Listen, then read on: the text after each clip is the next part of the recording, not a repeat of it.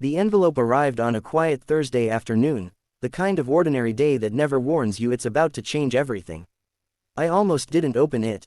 It sat there on the kitchen counter, thin, official looking, with my dad's name typed neatly across the front. He wasn't home yet. None of us were supposed to touch each other's mail, but something about it pulled at me. Maybe it was the timing. Maybe it was the way my chest tightened without reason. Or maybe, deep down, I already knew. 3 weeks earlier, we had all been laughing under fairy lights in my aunt's backyard, passing around barbecue plates and old stories like nothing in the world could shake us. It was our first full family reunion in years. Cousins flew in, grandparents cried, and someone suggested something fun to make the day memorable. DNA tests. At first, it felt like a joke. My uncle made a speech about finally proving who the favorite child really is, and everyone laughed. Kits were passed around like party favors. Even my dad, who usually avoided anything remotely personal, agreed with a shrug. "Why not?" he said, smiling. "What's the worst that could happen?" We all laughed again. None of us knew the answer. I remember watching him that day, how relaxed he seemed, how light. My dad had always been a quiet man, steady and dependable. The kind of father who fixed broken things without being asked and remembered exactly how you liked your tea. He wasn't perfect, but he was safe. Predictable. He was mine. That night, we sealed our samples, joked about long-lost royal bloodlines, and forgot about it. Until the envelope. I stared at it for a long time before finally opening it. My hands trembled slightly as I pulled out the folded paper inside.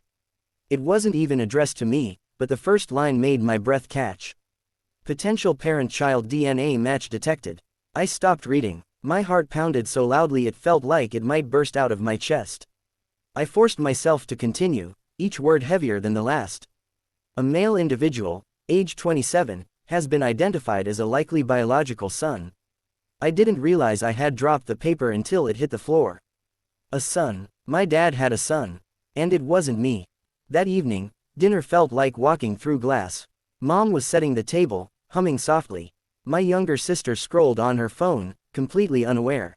And my dad, he walked in, tired from work, smiling like nothing had changed. "Smells good," he said, kissing Mom on the forehead. I couldn't look at him. "Did any mail come?" he asked casually, loosening his tie. My throat tightened. "Yes," I said, my voice barely steady. "There's something for you." I handed him the envelope. For a split second, our eyes met. And in that moment, I saw it. Fear. It was gone almost as quickly as it appeared, replaced by confusion as he opened the letter. He read silently. His face didn't change at first. Then it did. The color drained. His shoulders stiffened. And the silence that followed felt louder than any argument. Mom noticed immediately. "What is it?" He didn't answer. "David," she pressed, her voice tightening, "what is it?" He folded the paper slowly, like delaying the inevitable. Then he sat down, heavily, as if the weight of something long buried had finally caught up to him. He began, but the words didn't come. I stood up. "You have a son," I said, my voice sharper than I intended. "Don't you?" The room froze. Mom's eyes snapped to him. "What?" He closed his eyes, and nodded. The truth didn't come out all at once. It spilled, piece by piece, through silence, tears, and long pauses. It had happened before he met Mom. A relationship he never talked about. A woman he lost contact with. He said he didn't know she was pregnant. Said he had no idea a child even existed. "I swear," he kept repeating, his voice breaking. "I didn't know." Mom didn't cry at first.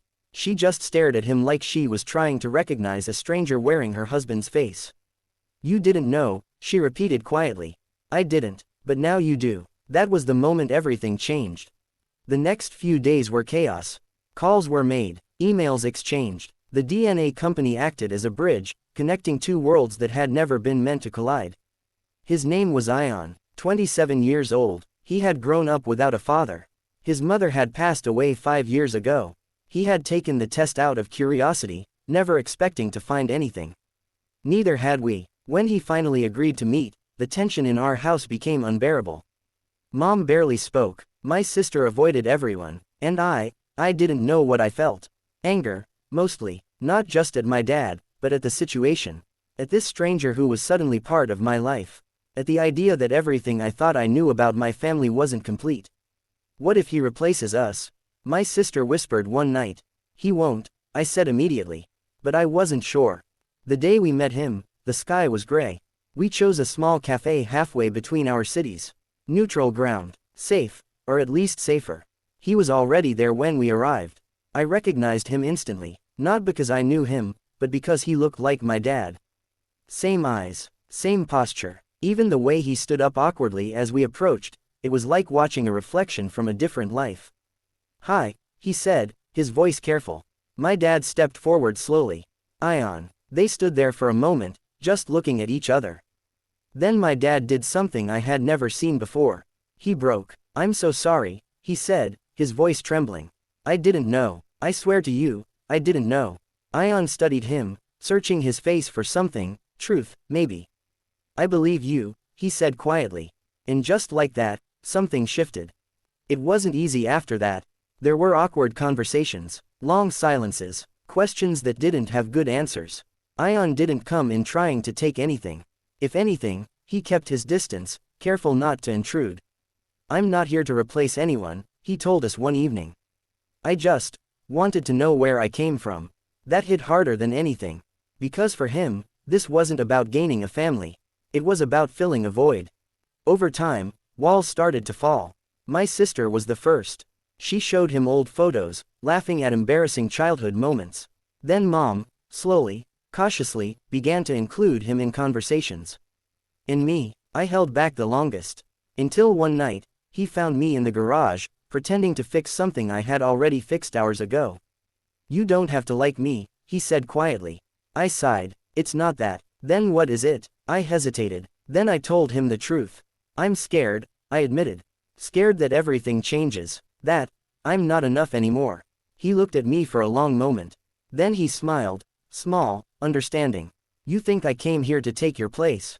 he asked. I didn't answer. "I spent 27 years without a father," he said softly. "You had him every day. You think I could ever replace that?" Something in my chest loosened. "I don't want your life," he continued. "I just want a chance to be part of it." That was the moment I let go. Months later, things aren't perfect. But they're real. Our family is different now, bigger, more complicated, sometimes messy. There are still hard days. Still questions. Still moments where the past feels too heavy. But there's also something else. Growth, forgiveness, and a kind of love we didn't know we were capable of. At our next family gathering, Ion stood beside my dad, both of them laughing at some terrible joke. And for the first time, it didn't feel strange. It felt right. Because family isn't just about what you've always known. Sometimes, it's about what you're brave enough to accept. And sometimes, the secrets that break you apart are the same ones that bring you closer than ever before.